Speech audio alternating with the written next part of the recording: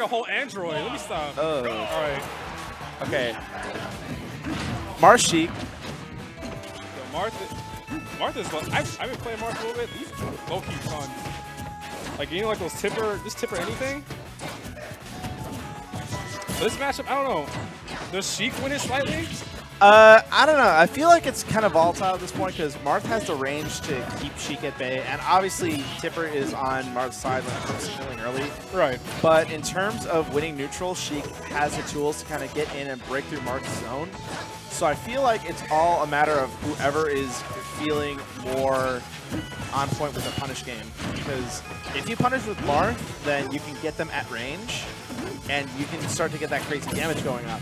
But if you're with Sheik, then you're going to get forward air chain all the way across the stage, or bouncing fish like there. Like, the damage is going to slowly start to rack up. Oh, that was good, really smart. Grab the ledge twice. Good awareness from Big Man. That's a huge deficit. Yeah, this is where it gets rough. Like, when Big Mac is playing like this, it's very hard to kind of come back from it. Like, Earl needs to kind of just hang back and start to implement his own game plan. Like, Big Mac, like, that's the thing with Marth. You need to have the opponent play to your own pace. Right. And they've got to play around your own disjoints in order for it to be really effective. And right now, Earl's just kind of letting Big Mac in a little bit too much. He needs to kind of get a handle back on the situation. If he gets this stock at this kind of percent, then he's going to be in a really good spot. But as it goes on, it's going to get harder and harder for to get the stock from Sheik. Or even get a hit, because, never mind. Ooh, okay, there we go. Tipper up air. Yeah, that was nice. He was aware of his situation and was very aware of his spacing on that up air. So, we got here, catching the landings. Big Mac's just okay. So anytime that I notice, and Big Mac's been doing this a lot, is that he would hit with the single hit of forward tilt just to pop up in the air and chase, not do anything, just to see how they react the first time. And in doing that, he's setting up that conditioning right there to get that air dodge. It didn't die. Oh, he had a good DI, though. Yeah, good DI and no rage. That means that he's not going to be dying for a little. But Marth has rage, though, yeah. So he's got to be careful. Next mix-up from that end on Sheik, and that will kill. Definitely. Oh. Yeah, Big Mac's got to be careful. Tipper forward air is nothing to trifle with. Even Tipper forward, so that sent him so far. And Tipper bear. Can't forget that move. Good patience. Good air dodge in the up air. Good up air on the. Oh. He's got to watch it. He's going to get clipped by one of these up airs as he's coming down. If he's not careful, try to get around the counter, but no dice. Oh, that's it, because he did second jump. Yeah, he lost his jump out there. That's kind of an anticlimactic way to end that first game, but. Yeah, it was getting close. It was getting those air dodge reads on Big Mac, and then you could have gotten Tipper or something. That would have been a game one. What would a game one for EarlOfM? So looks like there's going to be a character switch. Lucina. Lucina would be a good pick. Or he might be sticking with the Marth. Oh, okay, going over Lucina. So Lucina is a little bit different in terms of where you don't have to worry about the spacing as much because all the damage is consistent throughout the sword. Right. Which means that you can worry about winning neutral more and you'll get more damage than you do with Marth. The problem is that early kill options are off the table and a lot of different, like, the same problems with the Marth matchup are here where if Sheik is on point and really adept at breaking your zone, you're just like right here. If your defense isn't on lockdown, you're just gonna get fair chained. Yeah, that's the thing with like, I don't know. The way I see it between Marth and Lucina, I don't know who's better, but they're both like just like scary and like they're both very, very solid characters. Yeah.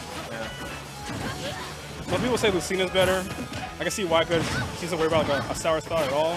Yeah. But then Marth has a sweet spot. Wow, that's unfortunate. My God. That was right by ledge. I don't know if that would have killed, but it would have definitely come very, very close to it. It probably would have killed. If they're on the left side, if they're like the ledge. Or, yeah. And here we go. Yeah, Big Mac. Oh, Big Mac showing off some movement. I like that. That's the one thing I like watching about really adept, like high-level Sheiks like this is all. Oh, he almost had that. He didn't dash to the right and do it, or run to the right and do it. Yeah, he had the right idea. It's just it was the completely wrong direction. You hate to see that happen. I know, right? Tech in, tried to read the grab, but no dice. You are crazy as hell. Okay. I was about to say, if that was it. Man, this man. Big Mac's swinging. He wants to end this guy's life. Yeah, he wants to just end it. Like, he is swinging for the fences. So you normally don't do that with Sheik, but, you know, he's feeling, like, that's the thing with Big Mac. If he's feeling himself, he'll throw out that rock every now and then. It's like, all right, don't land on it. Right. You know it's called the diamond cutter? Is that what they call it? The diamond cutter, the rock, because, like, he's throwing up. It's the rock. Yeah, pretty much. Right. I was thinking the same exact thing. Oh, again with the read, right there. No slight lack of positioning. I see. Here's where Rage is going to really help EarlOfM because all it really takes is just a couple of quick strings from Lucina. Or straight hits like this. It's in the same situation as last game. Oh, EarlOfM, if he would have gone out a little bit earlier, he could have swiped him off the platform because he was stuck in the landing leg of the down B. Right. So a huge break coming out for Big Mac. Here we go. Oh, jumping out of the bouncing fish situation. Meanwhile, Dancing Blade. Dancing Blade not going to do the job, but it's going to put Big Mac in a precarious situation. Stuck on the platforms. Oh, they're just playing games of chicken right now, back and forth. Uh-oh. This is looking scary. Big Mac's making it safely back to ledge. He's going to get the stage control back.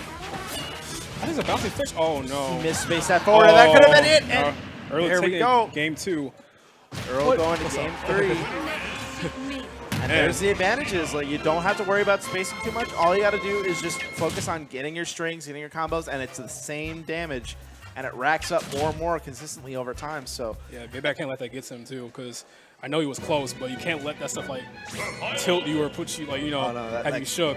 This is where you have to have that mentality on lock and key. You see, he's waiting too. What? No. I would say Earl does not have a puff. I refuse to believe that puff is a fallacy because you ain't got no puff. Man, all right. Back on Talon City. Down to a fair. Dancing Blade. Okay, so far starting off with some pretty solid neutral. Taking control right out the gate. A big like a big change from the first 2 games. Like I said, frame 3 moves like that, he just upbeat out of that situation. You know, it does have invincibility. Yeah, Earl's starting to use like his spacing better. He's starting to get his offense started.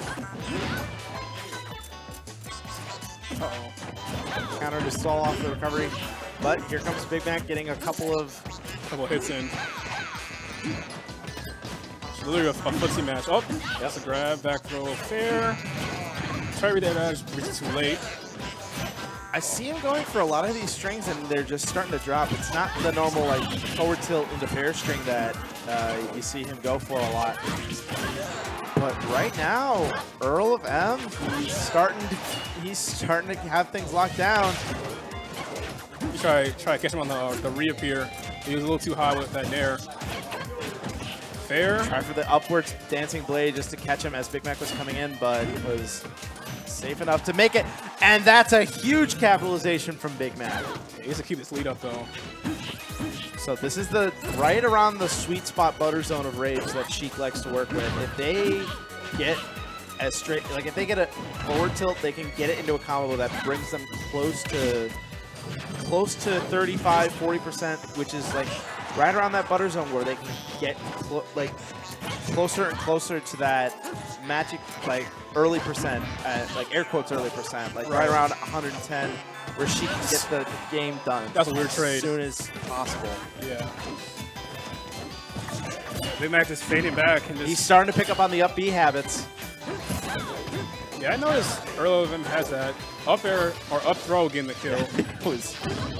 Got him out of there with a quickness. He faded back for a while there.